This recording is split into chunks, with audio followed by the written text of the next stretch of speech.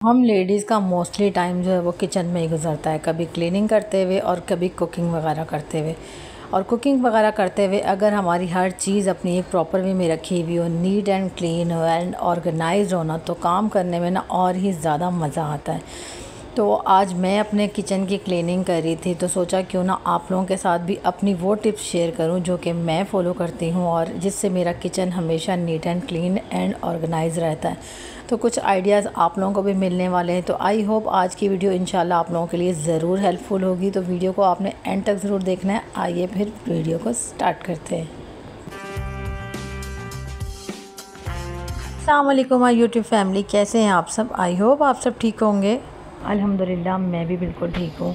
और आज मॉर्निंग तकरीबन 10 बजे का टाइम है और नाश्ते से फ्री होने के बाद ना मैं यहाँ पर किचन में आई थी। और आज मेरे किचन का कुछ ऐसा हाल हो रहा था, बहुत ही ज़्यादा बिखरा हुआ था किचन, क्योंकि कल मैं जो है ना वो ग्रॉसरी करके आई थी, तो उसमें उसकी भी कुछ चीज़ें जो है ना ऑर्गेनाइज़ करनी थी और सुबह नाश्ते के बर्तन वगैरह भी फैले हुए थे।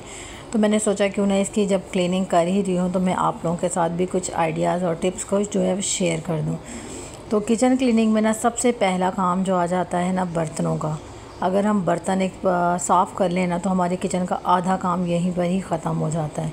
लेकिन बर्तनों को क्लीन करने के लिए भी हमें कुछ टिप्स को ज़रूर फॉलो करना चाहिए। अब मैंने यहाँ पर सबसे पहले क्या किया है कि जो अंडे वाली प्लेटें थी ना, जिनमें अंडे वगैरह आज सुबह नाश्ते के रखे गए, तो वो प्लेटें जो है ना वो मैंने यहाँ पर अलग कर दी हैं।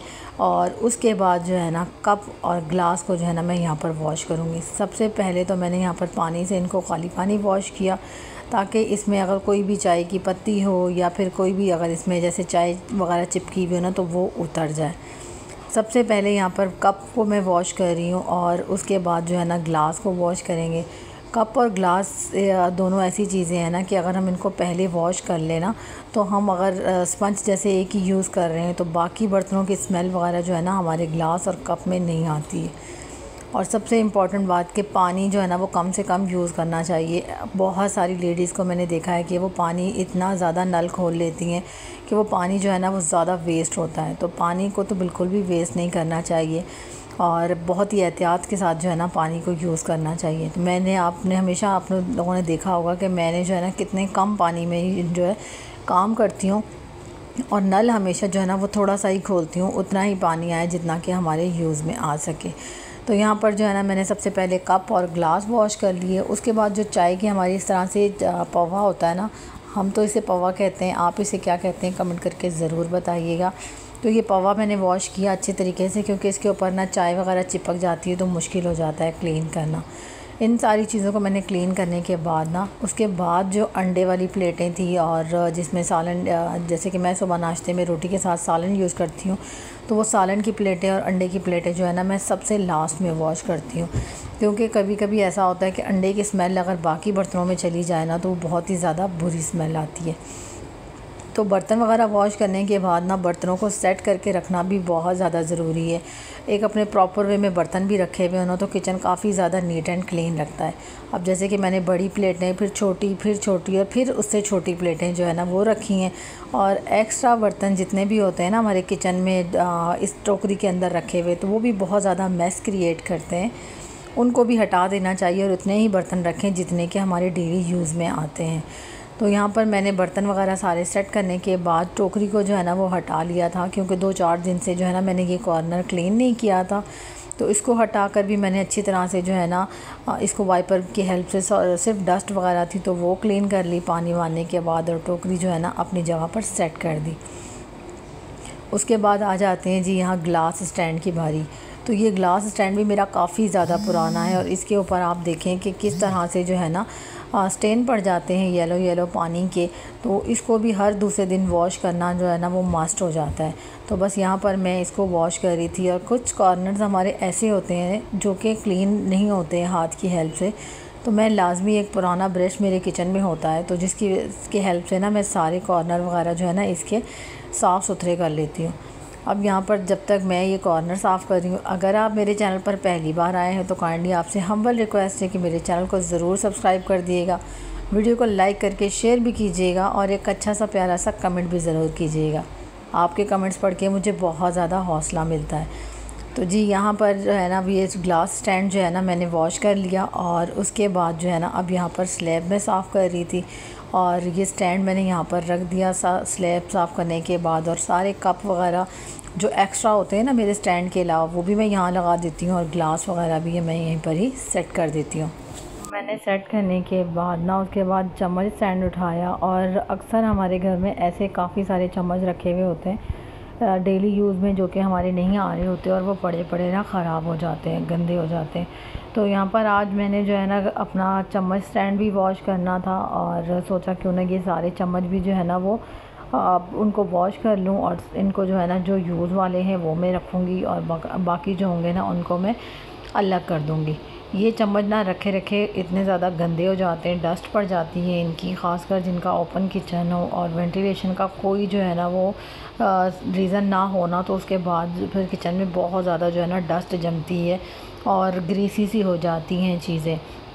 तो मैंने सोचा इनको भी जो है ना मैं यूज़ कर लूँ। देखें जैसे ये आइसक्रीम का चम्मच है, ये हमारे डेली यूज़ में नहीं आता, कभी कभी यूज़ होता है, तो इसको भी मैंने इसी तरह से वॉश किया, और उसके बाद अब इसको ना डिस्कार्ड कर दूँगी, यानी कि किचन से हटा दूँगी। और ये थे मेरे एक्स्ट्रा चम्मच, तो जिनको मैं यहाँ से हटा दूँगी, और रेड वाले जो है ना मैं आगे चल के आपको दिखाऊँगी कि ये मैंने जो है कहाँ पर यूज़ किए।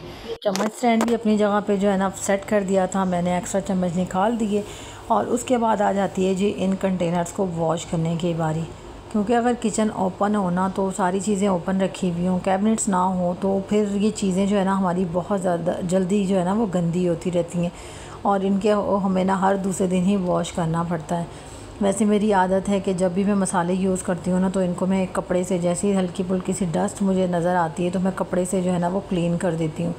लेकिन ये कुछ दिन से जो है ना वो क्लीन नहीं हुए थे, क्योंकि मेरी तबीयत ठीक नहीं थी, तो बस खाना मैं जल्दी से बना कर तो चली जाती थी किचन से।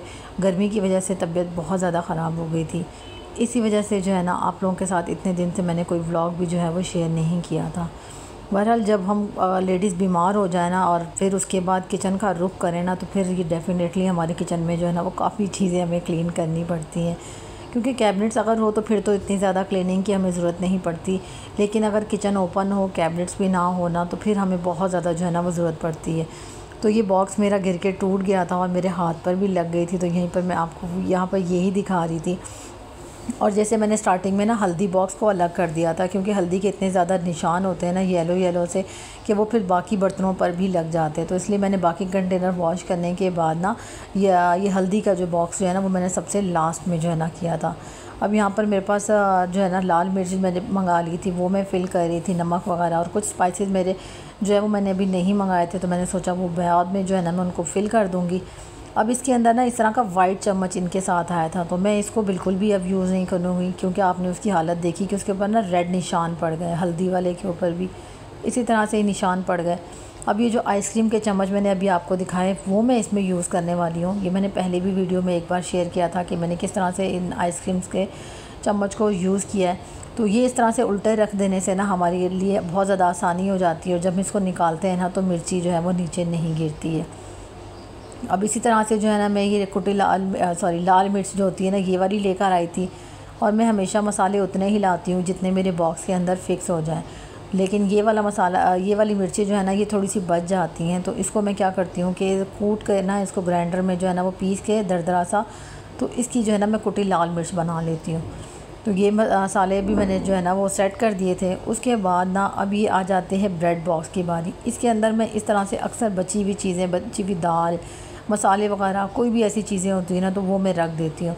और काफ़ी टाइम से इसकी क्लीनिंग नहीं की थी, तो इसके अंदर भी जो है ना कुछ चीज़ें जो है ना वो गिर गई थी, तो मैंने सोचा इसको भी जो है ना मैं क्लीन कर दूँ, और इसके अंदर जो बाकी चीज़ें मेरी ग्रॉसरी की बची हुई थी ना वो मैं ऑर्गेनाइज़ करके रखूँगी। अच्छा, जब मैं इसकी क्लीनिंग करने लगी ना, तो ये इसके अंदर से रेड कलर इतना निकलता ही जा रहा था, निकलता, कि मैं इसको परेशान हो गई कि यार ये कहाँ है जो रेड कलर जो निकलता ही जा रहा है। फिर उसके बाद मैंने क्या किया कि ब्रश लिया, और उसको ना इसके कॉर्नर के अंदर जो यहाँ से जहाँ से इसका जॉइंट है ना, देखें आप मैं कितना वॉश कर रही हूँ फिर भी निकले जा रहा है, जहाँ इसका जॉइंट है ना, तो मैंने ब्रश लेकर ना वहाँ पर इसको रगड़ा, ताकि जितना भी जमा हुआ है ना, रेड कलर गिर गया है और जितना भी जम गया है अंदर, तो वो सारा जो है ना वो क्लीन हो जाए। इस तरह के वाइट बॉक्सेस के ऊपर ना बहुत जल्दी निशान लगते हैं, और कुछ निशान ऐसे होते हैं जो क्लीन करने के बाद भी जो है ना वो नहीं हटते हैं। तो अब इन निशानों से बचाने के लिए मैंने इसको क्या किया कि इसके अंदर ना टिश्यू पेपर जो है ना वो बिछा दिया, ताकि अब अगर कोई चीज़ गिर भी जाएगी ना तो वो इसी टिश्यू पेपर के ऊपर गिरेगी और मेरे लिए ना क्लीनिंग करना जो है ना वो आसान हो जाएगा। तो आई होप आज की वीडियो आप लोगों को ज़रूर अच्छी लग रही होगी। काफ़ी सारी आप लोगों के साथ भी टिप्स आप लोगों को भी मिल गई होंगी।